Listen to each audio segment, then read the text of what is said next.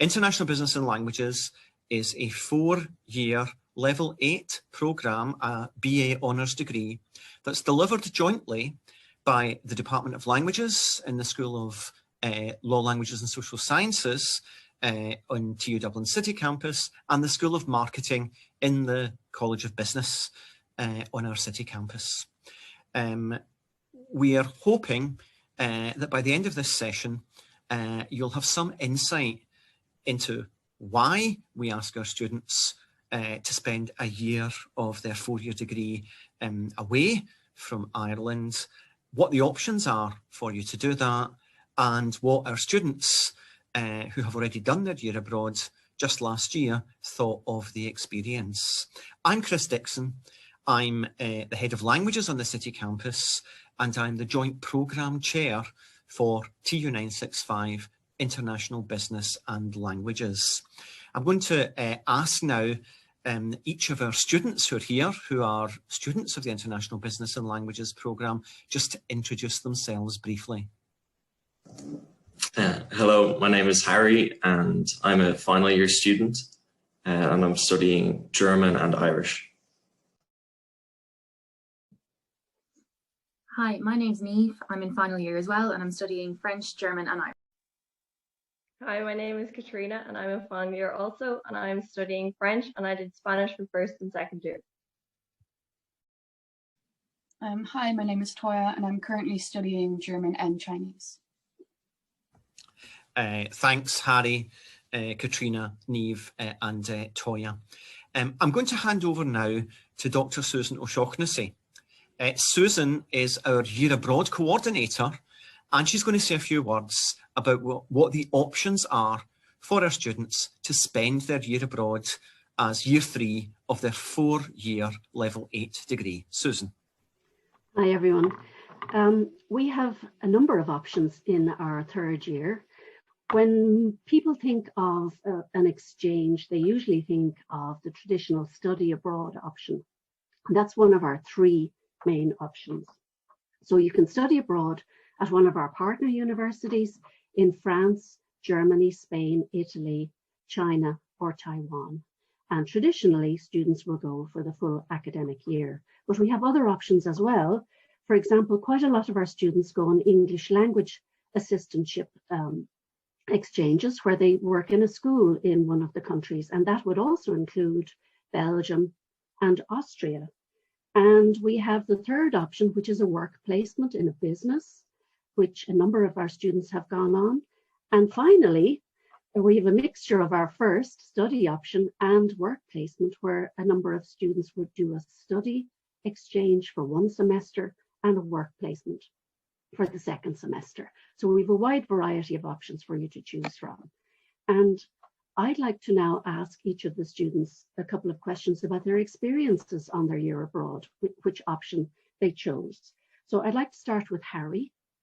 Harry, what option did you choose? Where did you go and what was it like? So for my option, I chose the English language assistantship and I chose to do that in Austria.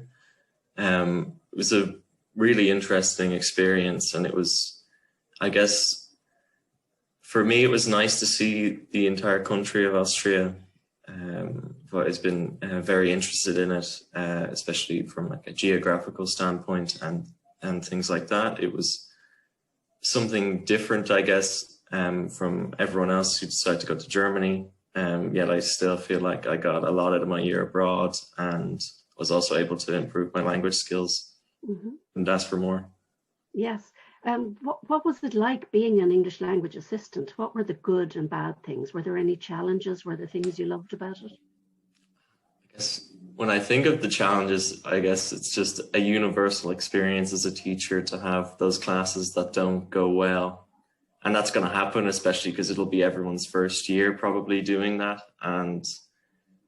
But most of the time, I think you're you have a unique advantage when you're teaching English in that most students are really enthusiastic about learning it because they see the necessity, it's the language of globalization.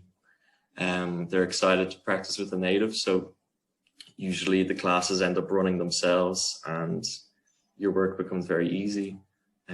For me, the teachers were very helpful. They helped me coordinate activities. They knew what worked for their class groups, so I was able to ask them. So I was never, left to my own devices, although they did eventually, trust me to do my own thing. And for the pros, I mean, there was a lot of them. It was a relatively short working week. Of course, in the evenings, you would be planning your lessons for the next day and the coming lessons. Otherwise, it gave me a lot of free time. It's also a chance to earn money and put something on your CV in terms of work experience as well. And the best aspect is that you can see yourself having an impact on the students as they start to warm up to you and they get excited when you come in each week. For me, I was between two different schools, so I would be in each school every second week. And students would be excited to see me come in, and that would be really motivating for me. And it's not something to worry about either. I would have been, I'd say before then, afraid to do any kind of public speaking exercises. And that would include giving a lesson, but they act as a source of confidence for you, especially when you see that they're starting to get more confident in their speaking and they come to trust you more. They don't really see you as a teacher as well, which means they're likely to participate a lot as well. They don't feel the pressure of the classroom at all. And yeah, overall, it was a really enjoyable experience. Great, thanks, Harry. Moving on to Niamh. Tell us what you chose to do and where you went and what your experiences were like. For my year abroad, I chose to go to Belgium. I worked as an English language assistant in a secondary school. I thought it was a really enjoyable experience as well. It gave me an opportunity to be immersed in a local community, so it really improved my French skills. Also, Belgium is obviously a country where they speak 2 languages, so I got to improve my Dutch language skills as well, which was great for me because we don't study Dutch in this course, so it was an extra opportunity for me. Mm-hmm. And did you find anything challenging about being an English language assistant, or did you, like Harry, have lots of good experiences, or a mix of both? I surprised myself with the experience of an English language assistant. I really, really enjoyed it. I wasn't sure going if I wanted to be a teacher, so I didn't know how the experience would benefit me. But as Harry said, the students were so enthusiastic about learning English. They really loved the opportunity to get to know a native English speaker. And for me as well, it helped me as a language student as well to see the different ways that languages were taught in schools and how other people learned. So I think it was a really beneficial experience overall. Very good. Okay. Now I'll move on to Katrina. Katrina, what did you do on your year abroad and what was it like? I did a study placement in the University of Perpignan in the south of France, and it was just a great experience. I did loads of different modules. Compared to DIT, I was allowed to be immersed in different modules and everything. So. And did you find anything challenging about doing modules through French, or were there any difficulties? At the start, it was a bit of a challenge because you're just in a completely different environment. So you're in a new college with new people and everything like that. So of course, it's going to be a bit of a difficulty. But once you get used to the timetabling system and you make friends in the classes, it all becomes easier and more natural to you. And I think it's great to have that experience now, looking back on it, because you can say you've done that, and I've become more confident even talking to people that I don't know, because you have to be like, oh hi, pleased to meet you. And once people find out then that you are a native English speaker, they immediately they want to be your friend. They want to practice sentences on you and everything like that. So it's just great to hear. I even miss it now, looking back, when I hear French people speaking English. I'm like, oh, I miss that, people coming up and practicing sentences and everything like that. So it's just great. Good. Okay. And Toya, tell us about where you went and what your experiences were like. So I had the privilege of undertaking 2 different study placements. So I spent my first semester in Taiwan, where I did an intensive Mandarin course that took place every day from 1 p.m. till 4 p.m, which left my mornings completely free, which was very nice for me. And then in my second semester, I was enrolled to Fachhochschule Aachen in Germany. I was only there for 3 weeks before returning to finish the whole semester online. But I can imagine that I would have had very similar experience as the people that I met in those first 3 weeks were lovely. Mm-hmm. And yeah, I was really grateful for this opportunity. Of course, I got to go to the other side of the planet, meet lots of new people. I was staying in an international student dorm, but I was tested every single day, being the only friend of the group that had Mandarin skills. I was in charge of ordering food, getting the taxis, absolutely every task that was required in day-to-day. So although I wasn't completely immersed, I was still constantly challenged, especially in the classroom as well. And then with regards to my German semester, I conducted half language modules, half business modules. The language modules were great, had lots of fun. The business ones were much more challenging. And I think if I had the opportunity to have been in the university, perhaps they would have been made much more easier when I could have maybe interacted with more students directly. But at the same time, the online semester for business did have its advantages because I could pause videos, look up a word, and then resume the videos. So I guess in a sense, I had a more complete understanding of the lecture videos and what was being said. Mm-hmm. But overall, it was an amazing experience. And were there any particular challenges with going to 2 different universities and 2 different countries? I wouldn't say so. I think I got to benefit from the best of both worlds. I think that a semester in each was kind of the perfect amount of time. By the end, I had made an incredibly strong friend group. I had felt as though I had seen the whole island of Taiwan as we'd gone traveling every single weekend.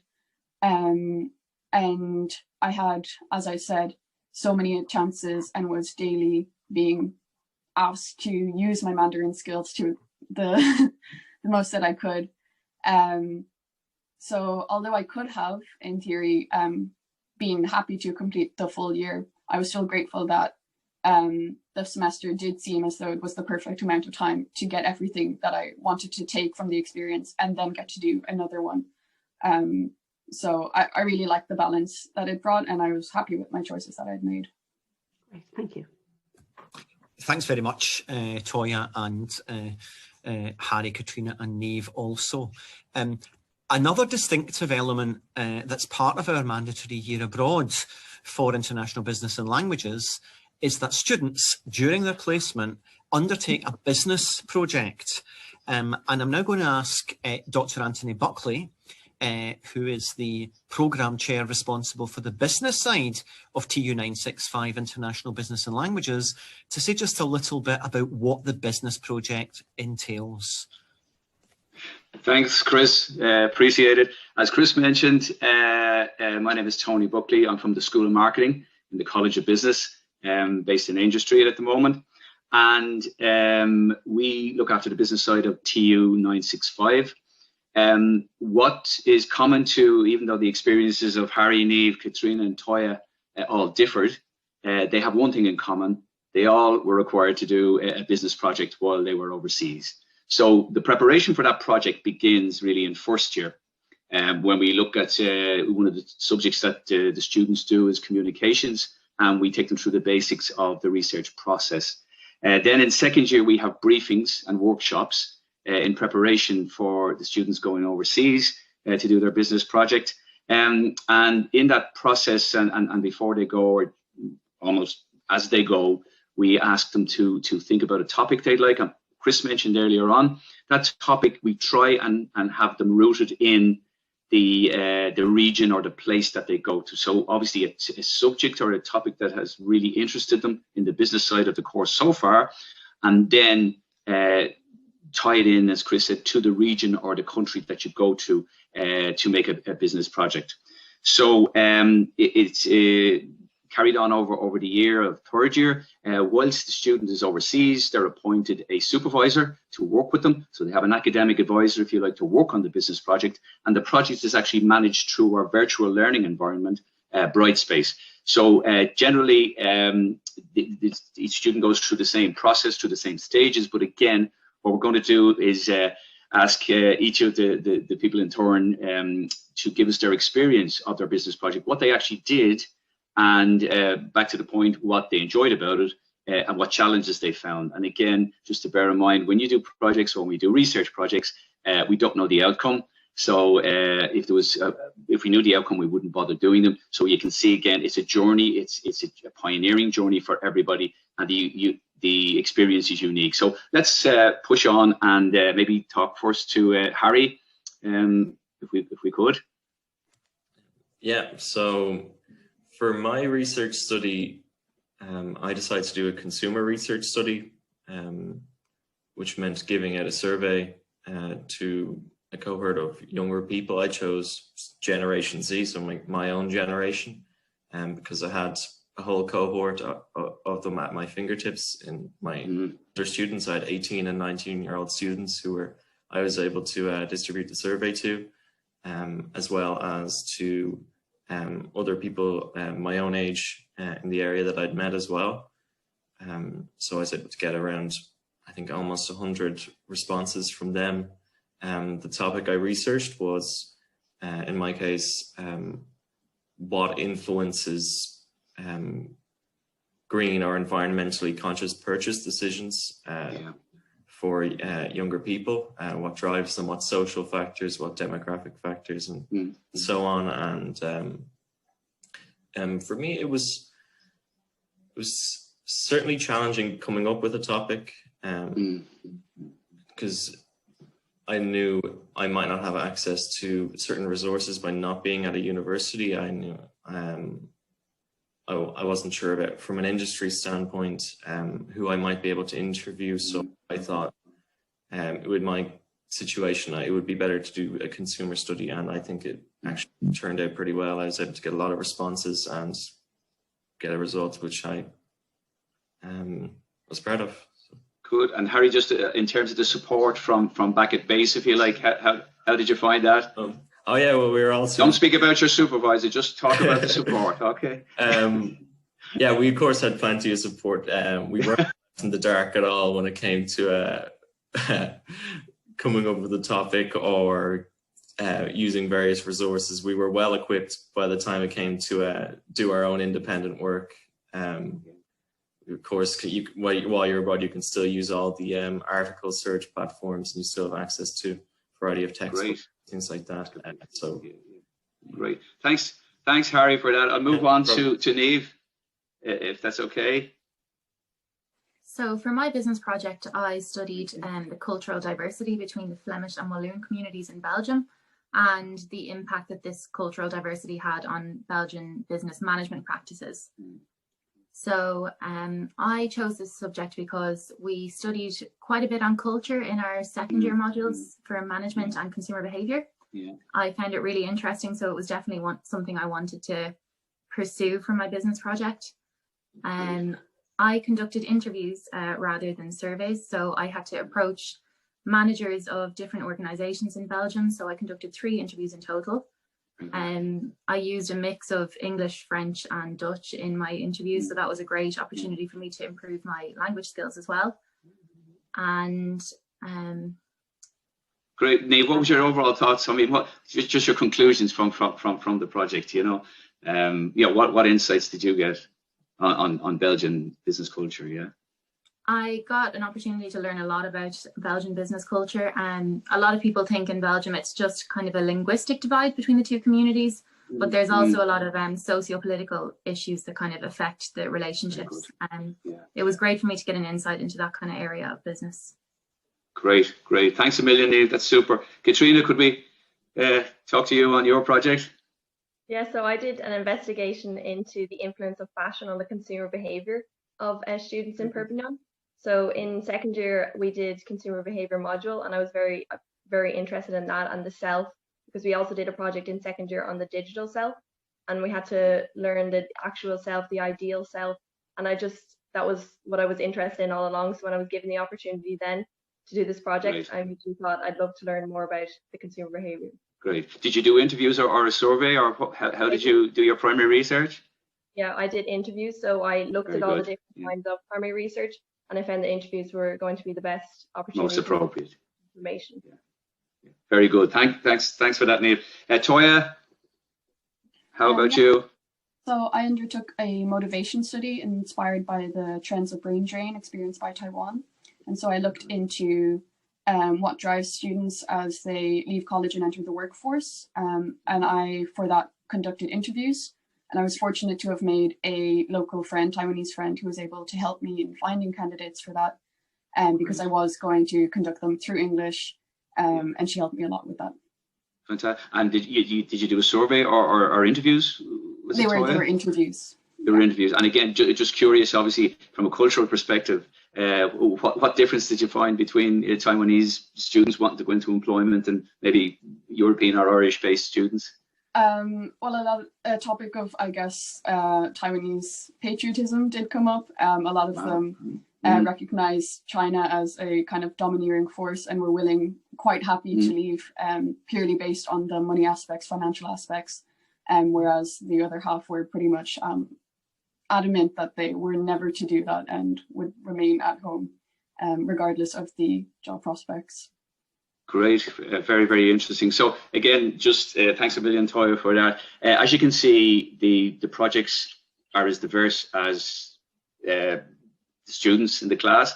And as Harry said, one of the issues we have is obviously to get you we get the student to pick a topic that they're interested in. This is a project you're going to have to live with for nearly a year. So if you're enthusiastic and if you enjoy even with all the challenges, it's a voyage of discovery.